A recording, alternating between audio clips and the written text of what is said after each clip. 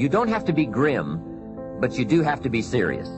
Hey, everybody hopes things will get better, but remember, the future does not get better by hope. It gets better by plan.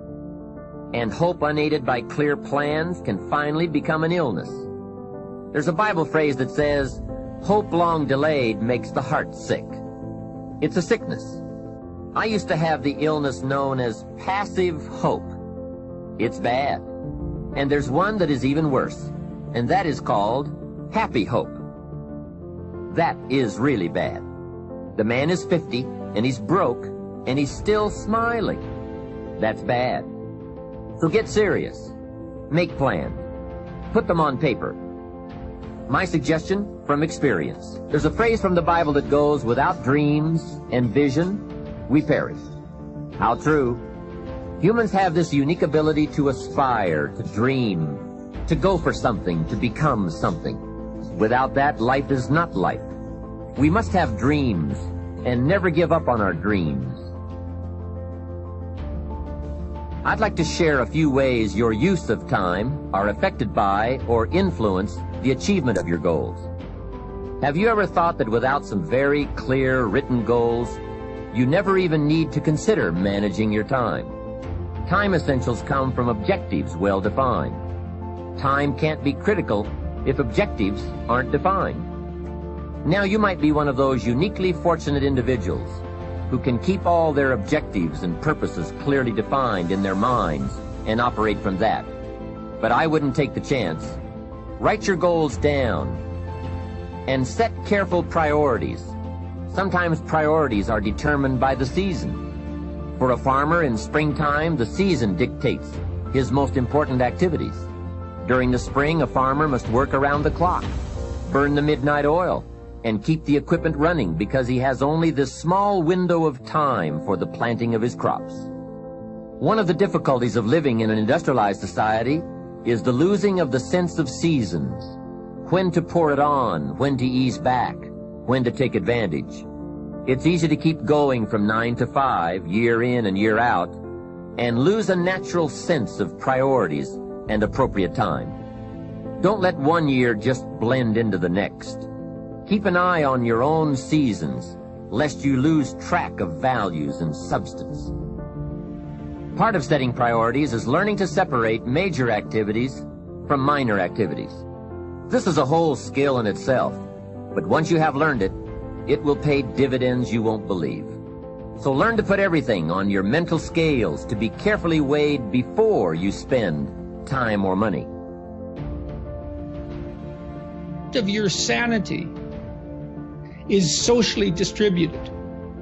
And what I mean by that is, well, let's say that you know how to behave. You're well socialized. You can play with others. Now, I said already in this conversation, if you didn't learn to play with others between the time you were 2 and 4, you will never learn. And psychologists have beat their heads against the wall trying to rehabilitate antisocial children. They can't do it after the age of 4. Is that because areas of the brain just don't develop? Well, it seems to be partly because the kids fall farther and farther behind. So let's say you make the leap from egocentric dependence on your mother at 2 and 3 to immersion in a peer group. Well, then you pick peers that are at your same developmental level, and you chase each other up the developmental ladder. And the longer you're out of that, the farther you fall behind. And so, you know, kids, 5-year-old kids might come across another 5-year-old kid who tends to cry too much if they don't get their way. And they'll say, we don't want to play with the baby. And what they're saying is, we have to find someone who's at our developmental level, shares our developmental horizon, so that we can mutually scaffold our further development. Now, they're not going to say that, obviously, but that's the situation. And kids test each other out when they first meet. So do adults. Game. Can you play? Are you playing at the same level as me? I'm playing my game at the level that will further my development. Can you play along with me? If not, well, maybe you're lower in status and I can pull you up as a mentor. Maybe you're higher in status and I can learn from you, but if you're a peer, we can play together. Anyways, if you're acceptable to your peers and you behave well, they'll accept you. And then they tell you all the time if you're acting appropriately.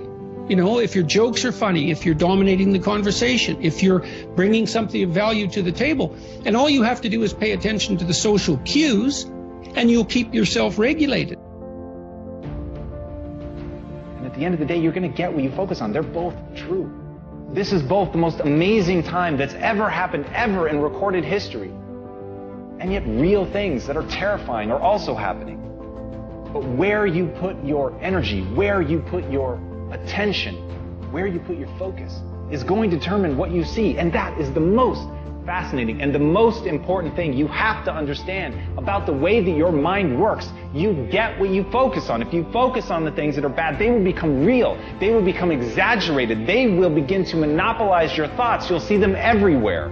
It's called the reticular activating system. Your mind is literally designed to pay attention to the things that you notice.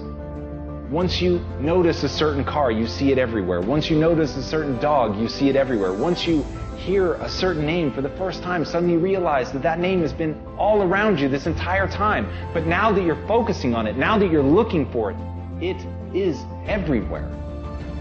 So whatever you look for, it's going to be everywhere. If you look for the negative, it'll be there. But if you look for the positive, it will overwhelm you. When you manage something, you do so to keep it going. Well, you don't need to keep time going. You don't even need to watch it. You can be completely unaware of it. You can go to sleep. Doesn't matter. Time just continually moves. Doesn't need you. It doesn't need me. It just keeps moving. We don't need to do time management because there's nothing to manage. It's automatic. It continually moves. What we need to do is priority management. With the time that is continually slipping away from us, we need to manage our priorities to maximize the time we have. So don't manage your time, maximize your time. How? By doing the things that are the most important to do at that moment. Make every day your masterpiece.